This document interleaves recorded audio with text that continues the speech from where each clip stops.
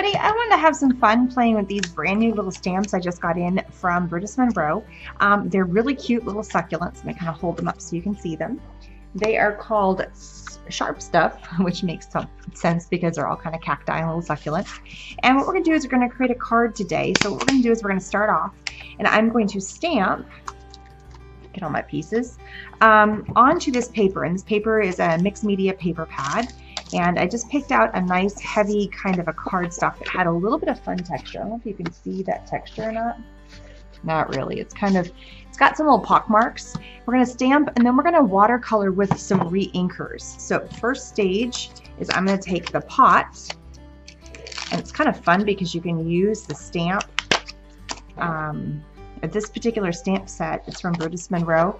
It has a couple that are already in pots, but then you can take the pot and you can add whatever succulent you want in there. So you can kind of mix and match. It gives you a little more versatility. So I'm going to stick my pot, and I'm just going to use a black detail ink. This is one that I can watercolor and mark in and do just about anything.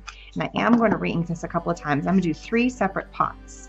So anywhere on my paper is fine, just to get a nice crisp image. Come in again, and anywhere on here because we're going to cut this out. Now I'm going to come in, and I'm going to pick 3 different cacti, and I'm kind of falling in love with this one, and this guy.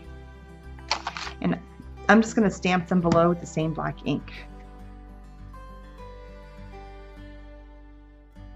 Hint when you're doing your stamps, don't rock your stamp, but I do want to make sure, so I'm really making sure I get in and I push on all little sections, so that way I get a nice clean crisp image for every single one. Alright, so I have some plain old rubbing alcohol, and I'm going to go ahead and fill up a few of these little wells with the rubbing alcohol.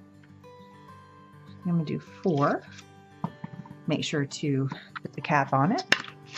And the first one I'm going to start off with is the terracotta. I'm going to shake it. This is the re-inkers to the surface inks from British Monroe, and this one's in terracotta.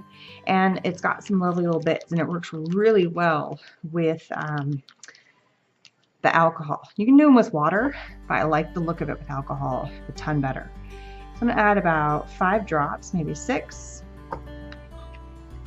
And basically I'm turning this into a watercolor. And I probably put way too much, but that's okay.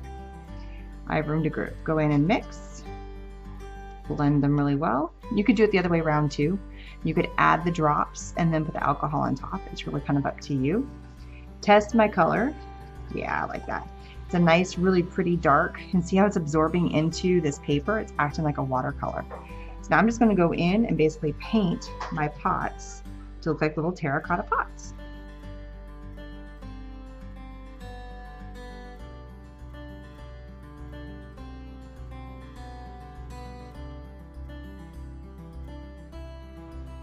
Alright, so the fun part about doing the watercolor is that you can give it some light and dark areas by just adding a little bit of extra of the paint or of the re-inker kind of in that space.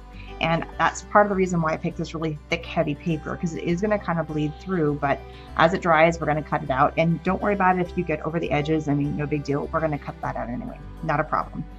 Alright, clean off my brush. Alright, so my brush is nice and cleaned off. I think I like this round of colors better, and I'm going to pick the Jurassic and put a couple of drops of Jurassic in here, and then do the Sage just for another fun color. Now I'm actually going to do each of my cacti a different color, and then I am going to see what the cabbage looks like, and I'm going to test it on one of the ones I didn't like very much, one of my ink versions, and see if I like the cabbage on cabbage. And if not, maybe I can add one of the other colors and do a blend. So I'm going to start with the cabbage.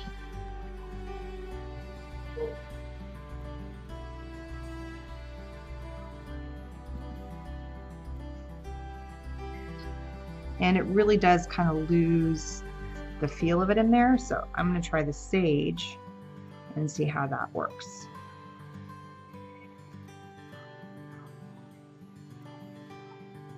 So does the Sage lose?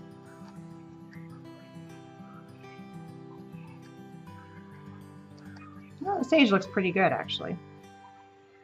It doesn't completely hide. And then let's test our Jurassic. This might be too dark and completely cover up, but we'll find out. No, it's not too bad. Something a little different. All right, so we're gonna take this and we're gonna just go lightly in. I think I'm gonna do this guy in the Jurassic.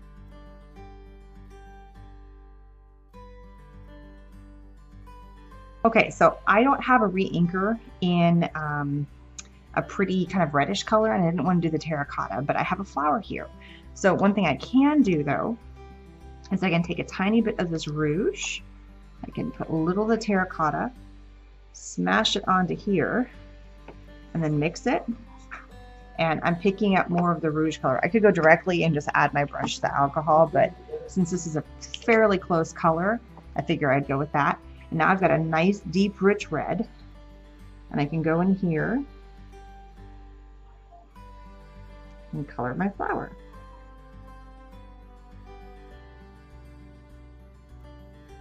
All right, so I'm gonna let these dry for a little bit. One of the things I actually went and did is I went and colored it in the black with the red. I'm this looks a little bit muddied and I really can't tell what it's all about. All right, so I'm feeling like these are getting a little muddied. They're kind of bleeding and you really can't tell it's the cacti. So I'm gonna go back in with my green and really kind of color these in. Yeah, these just look a lot more crisp. Because I'm doing green on green, this is just not working. So I definitely like the black better. If I wasn't coloring them in, they would be fine, but I am. So that's the look we're going for. I'm gonna let all this dry and then we're gonna cut them out. Okay, so I thought these really dry up well. And as you can tell, they did go through the paper a little bit, but not a big deal. At this point, we're just gonna fussy cut out the 3 pots and my 3 little cacti.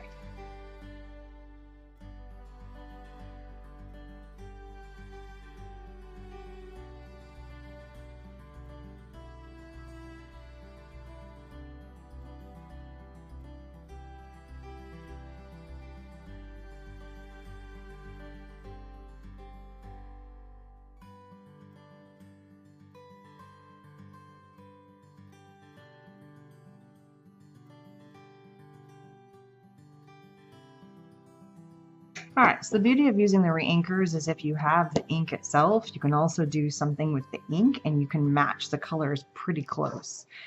Especially if you're doing a little bit of gradation of shading and you're doing lighter and darker, works awesome.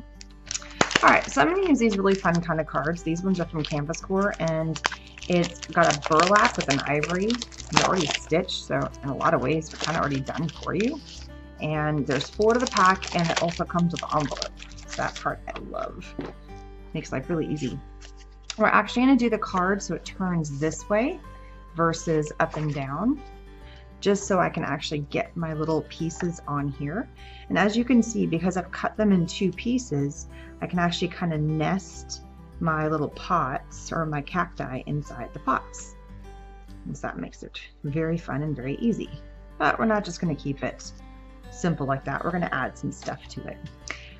I've also pulled out some foil paper, which you see here, and I have a bigger piece here. I have some twine and I have a little paper stack specifically because I liked the, it had a craft in it. So it had craft paper. It also had some ivory paper that matched, even though if I don't like the front or the back, I could use that. It had a script that I thought was kind of pretty.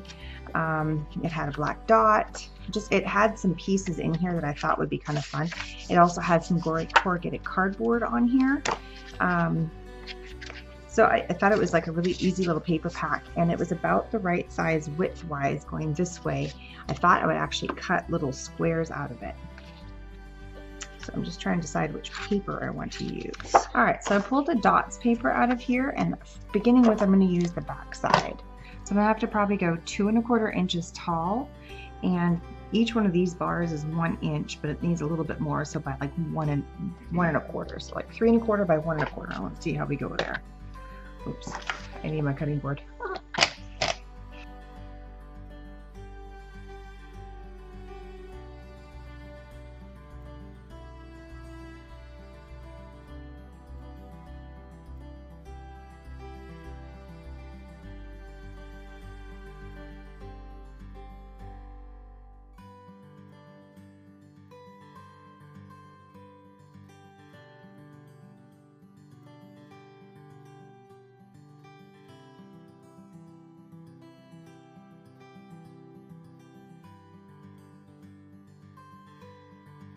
All right, so as you can see, I've kind of done a little bit of a layering action going on here. So, and one thing I don't like is all of my layers to be exactly the same size. So for instance, the layer of the card is obviously bigger than the layer of the burlap piece that's on here, but the layer just on top of that, the dots piece here, is just a little bit shorter than the burlaps. They don't end at the same place.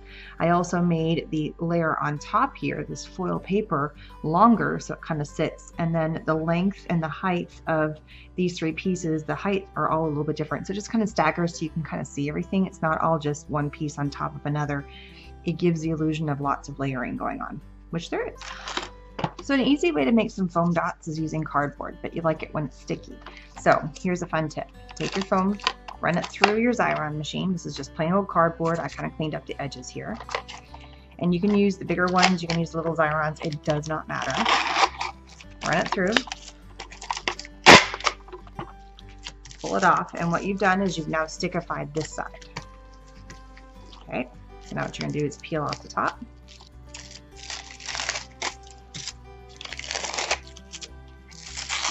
And keep in mind, it's the bottom side that's sticky now. Take your scissors and cut off the edges so it's now down to the same size as the piece that you have on top.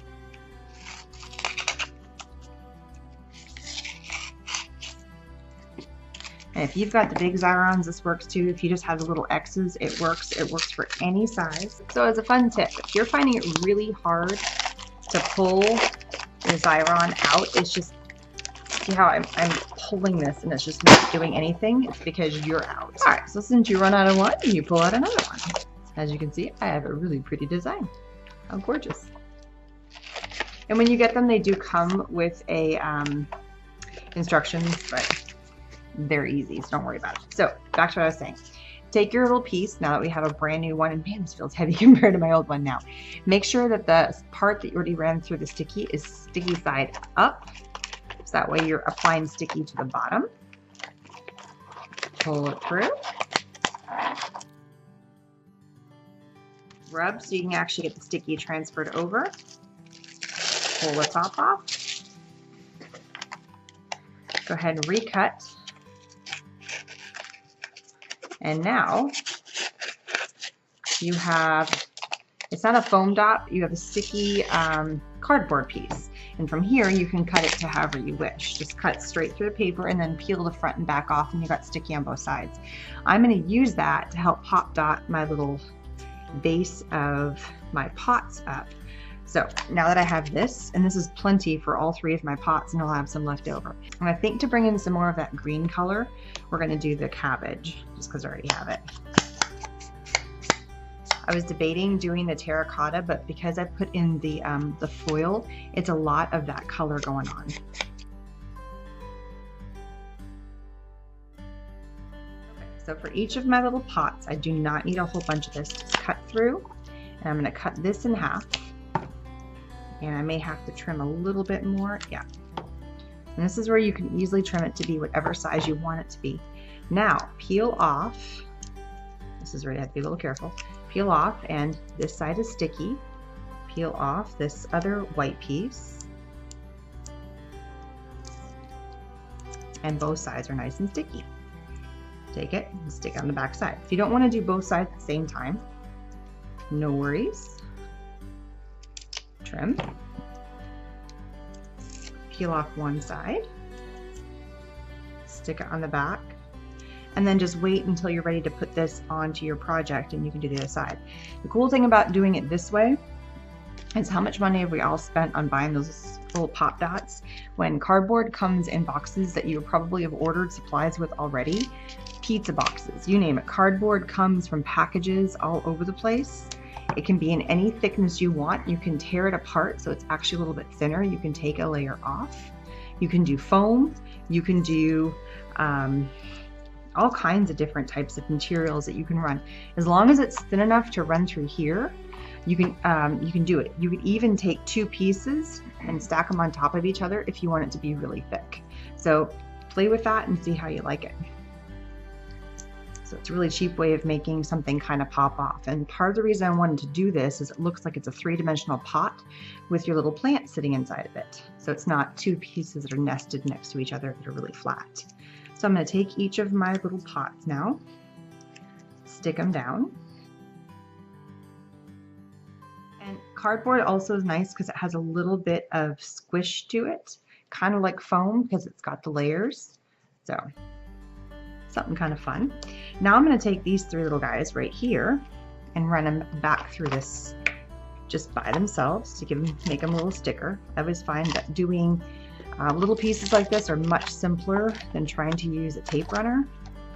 It just gets to be kind of a pain using a tape runner on a little something like that. Pull it through, tear. And even if they overlap a tiny bit, there's enough adhesive on here that it's going to stick, no problem. Not a big deal that they aren't perfect. I'm not worried about which one goes in which pot. I just want them to kind of be in there.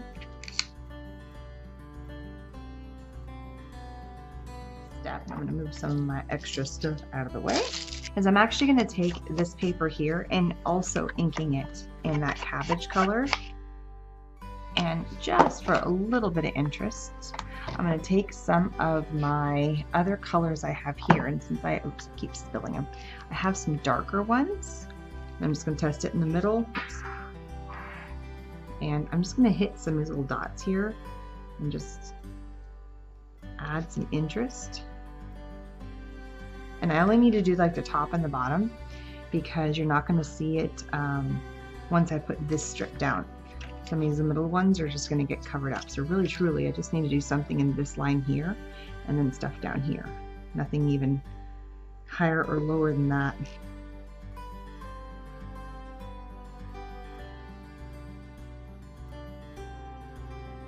So I've debated putting a sentiment on here, but I really don't want to have this go up here because then it feels like it's off and it's too high. I like the fact that it's grounded.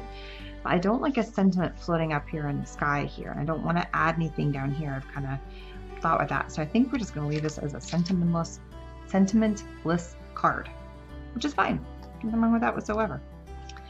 So I want this metal piece to look like it's kind of like a brick wall, like a metallic brick wall. That's kind of the envision I have of it.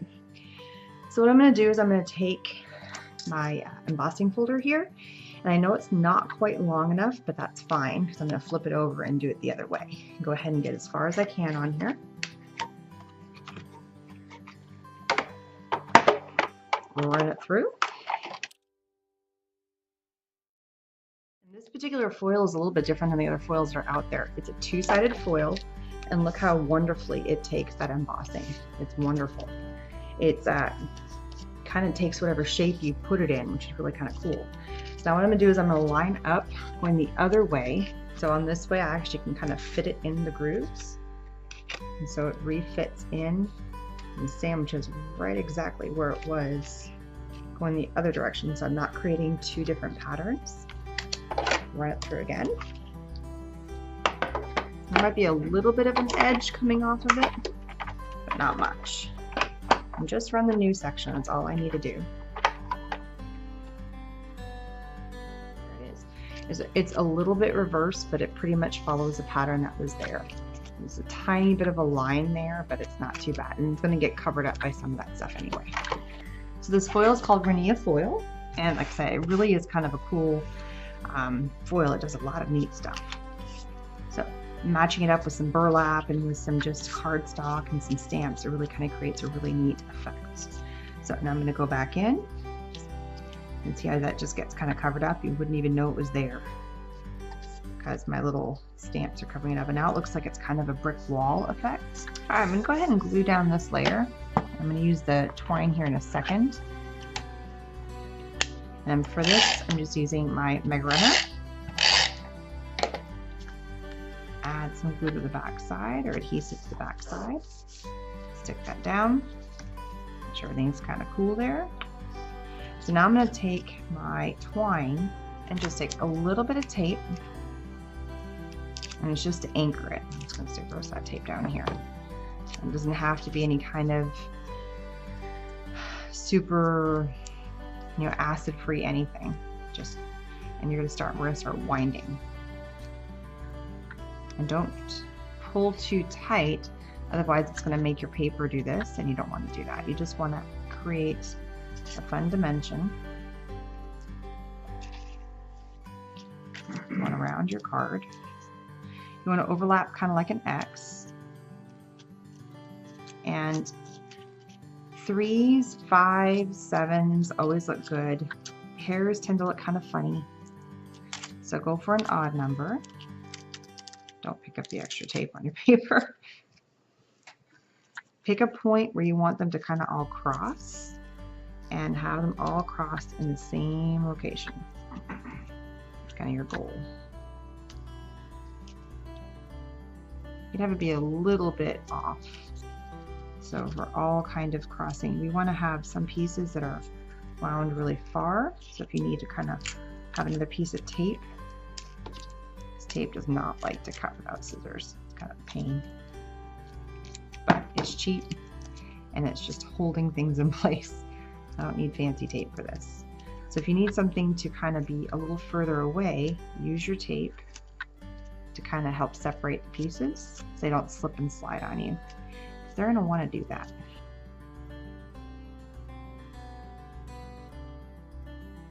Recheck. I like to recheck over and over before I glue everything down if I'm happy with the way that it's lined up. You know, I want the strips to be more on the bottom side, or I'm cool if they're on the top. And I'm calling that good. And since there's so much happening on the back side of this thing, I'm just going to add the adhesive to here. And these guys don't need a ton. They just need to sit in place. I'm going to gently sit them down. I think I want them before I really push them, because I want to make sure I have them lined up equidistant, going 3 across.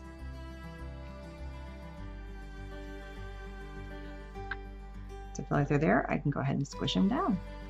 Make sure they're lined up correctly. Let's move that one back to them. And there we go. Cute little card. Full of little succulents. And I like the fact that there's kind of, you know, you can pull this out as well and kind of make it fray and tear and add a little bit of interest to it and make your card a little something more.